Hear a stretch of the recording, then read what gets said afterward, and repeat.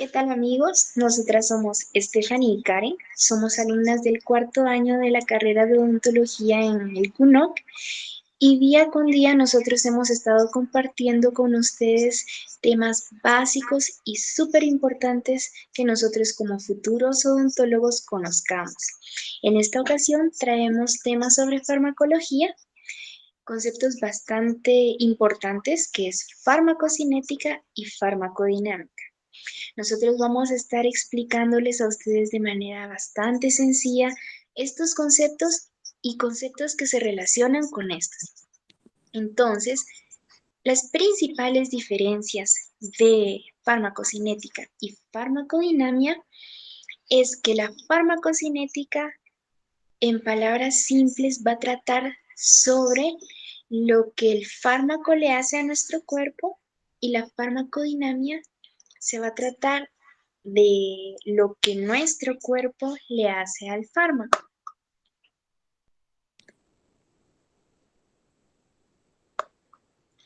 Entonces, la farmacocinética es el estudio del curso temporal que va a tener el fármaco en las concentraciones en nuestro organismo y va a construir modelos que nosotros vamos a usar para interpretar estos datos y poder valorar la acción terapéutica o tóxica que un medicamento va a tener en nuestro organismo.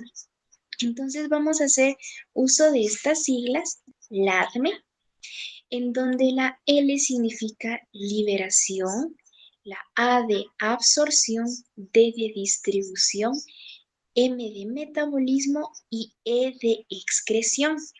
En algunas bibliografías, estos últimos dos conceptos lo encuentran como eliminación y no como excreción, pero esto lo señala, depende si es alguna sustancia de nuestro cuerpo o si es algún fármaco, es decir, algo externo que nosotros le estamos ingiriendo.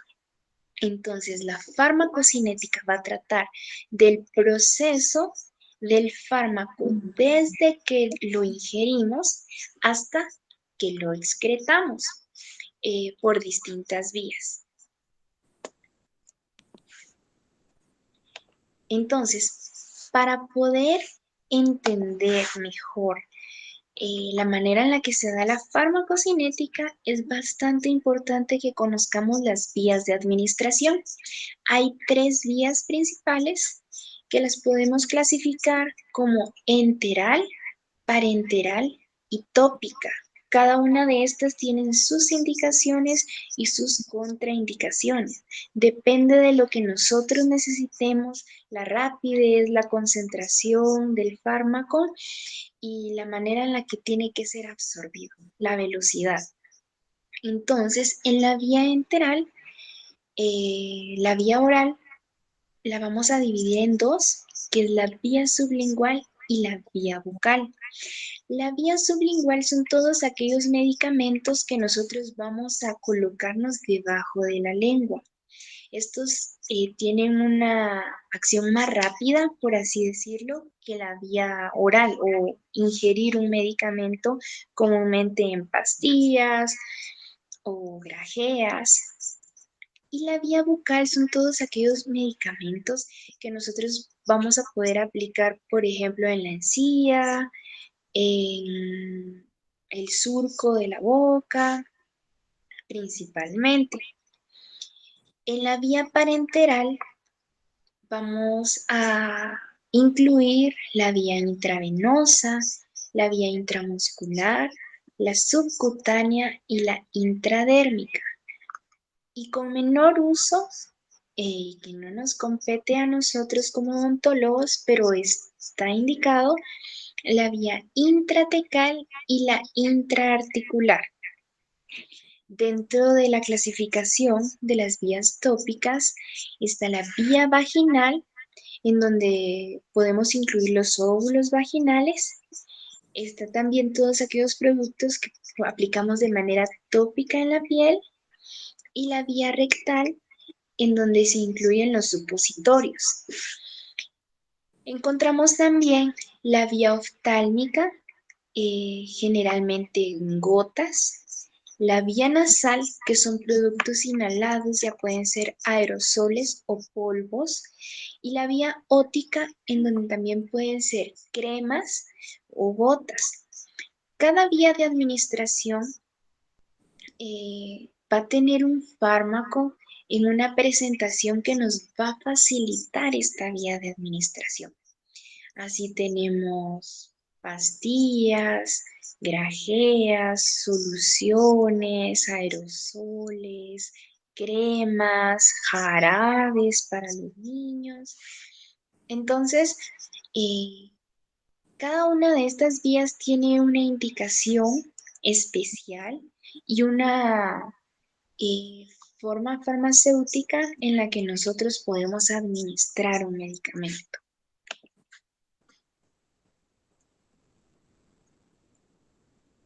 Entonces comenzamos con el primer paso de la farmacocinética, es la liberación. Esta consta de las siguientes etapas. La primera hace la disgregación, en la cual el fármaco pasa de tener una forma sólida a disgregarse o a convertirse a partículas más pequeñas. Esto nos va a ayudar y va a favorecer el siguiente paso, que es la absorción. Bueno, la segunda etapa es la disolución, que es el paso de formas sólidas a soluciones. Esta es la etapa más trascendente, de mayor trascendencia y la más, por así decir, de tiempo prolongado. La tercera etapa es la difusión, que es el paso del fármaco disuelto a través del fluido, el plasma o los líquidos tisulares. Entonces, la absorción es el proceso farmacocinético en el cual un fármaco administrado por cualquiera de las vías que hemos visto anteriormente va a llegar a la circulación. Esto va a depender bastante de la forma farmacéutica y de factores ajenos al fármaco, como el pH del jugo gástrico, trastornos del flujo sanguíneo muscular. Si lo vamos a aplicar en una vía parenteral, entonces nos vamos a saltar este paso, porque el fármaco va a ir directamente al vaso sanguíneo. No va a tener que entrar por este medio, sino que vamos nosotros a aplicarlo directamente en el vaso sanguíneo. Por ejemplo, en los fármacos que tienen una cubierta entérica, tenemos que hacer una diferencia entre fármacos que tienen una cubierta entérica a fármacos que tienen liberación prolongada. La diferencia que esto es que con los fármacos que tienen cubierta entérica se evita la absorción en el estómago y retrasan el comienzo de la absorción, pero no su velocidad. Siempre hay absorción, pero va a ser más lenta, y esta absorción se va a dar principalmente en el intestino y por vía hepática. En cambio, en los fármacos de liberación prolongada, se enlentece la absorción y permite reducir las fluctuaciones de las concentraciones plasmáticas o el número de tomas al día o por un periodo más largo de tiempo, para mejorar un cumplimiento terapéutico o pacientes que se les dificulta estar cumpliendo con las horas de tomar los fármacos y esa constancia.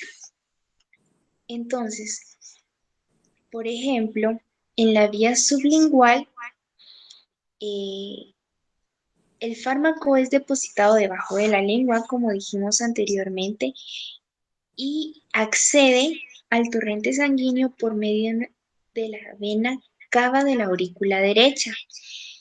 Y esto evita el paso intestinal y hepático. Entonces, se da un efecto más rápido y más intenso. Esto es útil en situaciones de crisis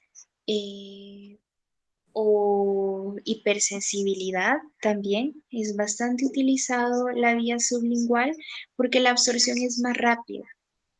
Por ejemplo, en la vía intravenosa, como dijimos, es la de elección en situaciones de crisis porque nos saltamos este paso en la farmacocinética. Dentro de sus ventajas es que la acción es más rápida y es más precisa en las concentraciones plasmáticas. También es de desventaja porque tenemos que tener un especial cuidado con las dosis que vamos a administrar y qué tan rápido lo administramos también. Es por eso que muchas personas prefieren la vía intramuscular porque se consigue un efecto rápido y se disminuye un poquito eh, esta desventaja de la vía intramuscular, que principalmente la endovenosa, porque el músculo tiene una rica vascularización y permite una absorción rápida, más o menos de 10 a 30 minutos, pero depende también del fármaco y depende del estado físico de nuestro paciente, tanto grasa como agua. En la inhalatoria eh, pueden ser, como dijimos anteriormente, aerosoles o polvos. Es fácil, no requiere de otra persona como en la vía intramuscular o intravenosa. Y también la absorción y el acceso a los vasos sanguíneos y a la circulación sistémica es rápida. Esto es porque la superficie de absorción es bastante grande. En un adulto que pesa 70 kilogramos, aproximadamente la superficie de absorción es de 200 metros. Entonces permite un acceso rápido a la circulación sistémica. Tiene desventajas como irritación del epitelio pulmonar, así como posibilidad de inducir broncoespasmo en algunos fármacos. Dentro de la absorción es bastante importante conocer y mencionar el término de biodisponibilidad. La biodisponibilidad es la cantidad de fármaco que va a estar disponible para acceder a nuestros tejidos y lograr un efecto. Esta está relacionada con la magnitud, que es la cantidad de dosis que se aprovecha, y también con la velocidad de la absorción. Esto es importante porque la FDA puso una regla en la cual la biodisponibilidad de un fármaco que es genérico no puede diferir de la droga o el fármaco inicial en más del 30%. Entonces, esto garantiza que se va a lograr un efecto de, por la cantidad de fármaco que está disponible en los tejidos. Pasamos al siguiente término, que es la distribución. Entonces, aquí es bastante importante mencionar que hay fármacos que se van a unir a proteínas plasmáticas y se van a denominar fijados a proteínas. Y hay otros que van a estar circulando en el torrente sanguíneo sin necesidad de fijarse a una proteína. Y estos van a ser los fármacos libres.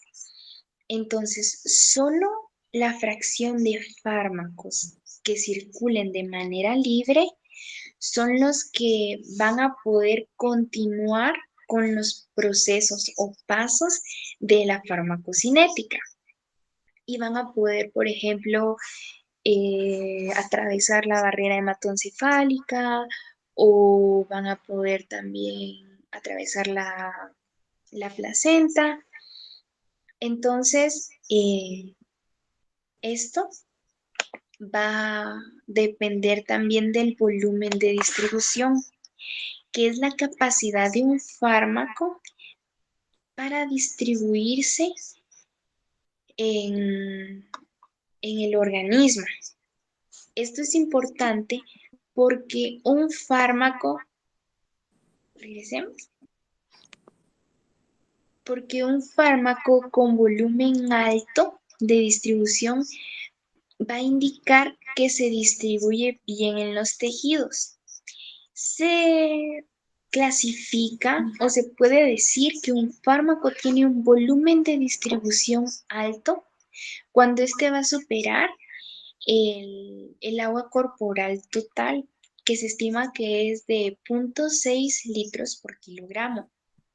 Esto es bastante importante de mencionar porque cuando se administra un fármaco que tiene un volumen de distribución alto o amplio y tiene un carácter lipofílico, entonces esto va a significar que una parte importante del fármaco se va a encontrar retenida en el tejido graso. Entonces, con esto, la cantidad de fármaco que va a estar disponible va a ser muy reducida a comparación de la cantidad de fármaco que se administró. Y por otro lado, la disminución del contenido de agua en el cuerpo que está presente en ciertos pacientes, como por ejemplo los ancianos, puede hacer o desencadenar un incremento de los niveles, en los niveles plasmáticos y en los niveles tisulares del fármaco. Entonces, es por esto que algunos fármacos se recomienda estar tomando agua cuando se está en tratamiento para que este volumen de agua llegue a las concentraciones adecuadas para que no esté tan concentrado el fármaco en el plasma y en los líquidos tisulares.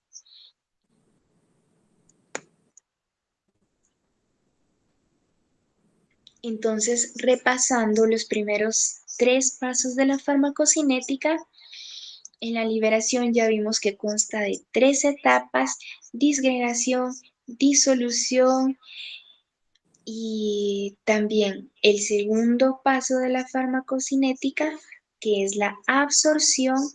Ya vimos que dependiendo la vía en la que la administramos, podemos o no saltarnos este paso, dependiendo de la necesidad que nosotros tengamos de velocidad de actuación del fármaco.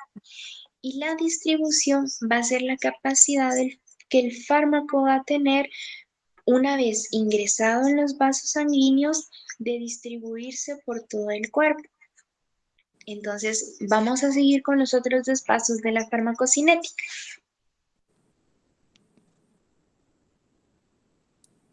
Con respecto al metabolismo, pues sabemos que se lleva en el hígado por 4 vías importantes, que es la oxidación, reducción, hidrólisis y conjugación.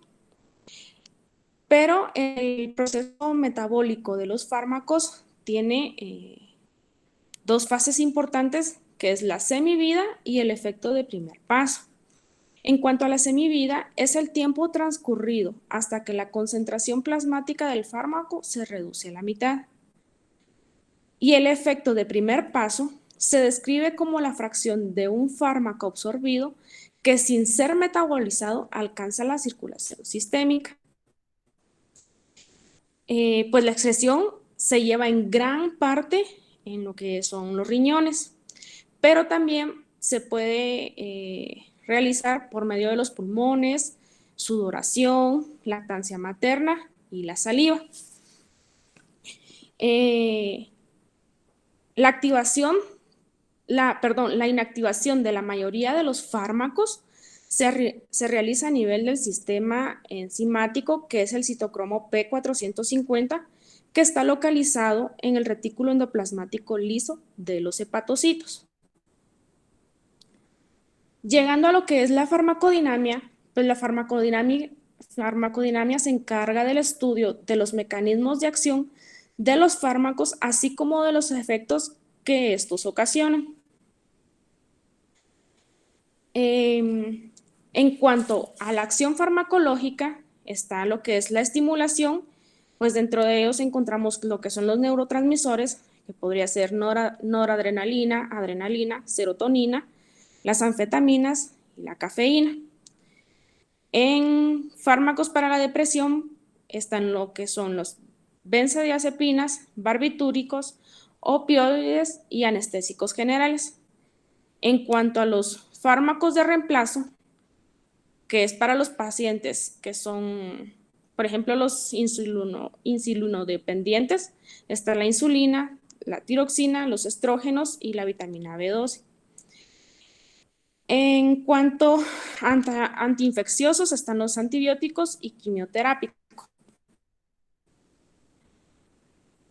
En la farmacodinamia, el estudio de sus receptores es bastante importante. En cuanto a los receptores, están los canales iónicos activados por los ligandos, receptores acoplados a proteínas G, receptores ligados a sinasa y receptores nucleares.